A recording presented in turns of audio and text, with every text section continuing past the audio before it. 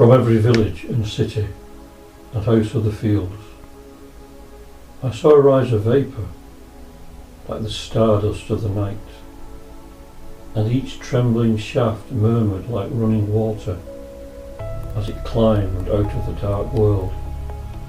All else was unchanged. It was the world I had known from childhood. I also was lifted out of the dark world, and I felt that I was being carried through space, as I had sometimes felt in dreams. High up, the sound of the rising vapour blended, and I heard the symphony of universal love shifting over the cities of the earth. The music swayed backward and forward and filled the spaces of the sky in diverse running streams, like the currents of the sea. Half asleep, I lay on the breathing breast of the music rising, ever rising out of the troubled world below. The pyramids may have crumbled ere I awoke, and rivers have been born on the bleached earth of dead continents. It was no oblivious sleep, but one that feels itself ever awakening, like the gentle sleep aroused by music in the dawn, or the soft sleep of love that feels the warmth of lips in the twilight. When I awoke, I saw that the vapour had descended, and that the symphony of universal love filled all the cities of the earth.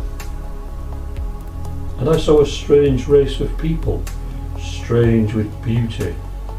In the streets men went arm in arm, and there was no haste, and the world was like a garden fanned by perfumed breezes, and the places where men worked were adorned like the palaces of old times, and there was no sorrow anywhere, and no haste there was, only sweet exchange of service, and none cringed, but all walked erect, looking kindly upon one another. But stranger than all this, stranger than all else, I saw no sorrow. I asked, "What year is it?"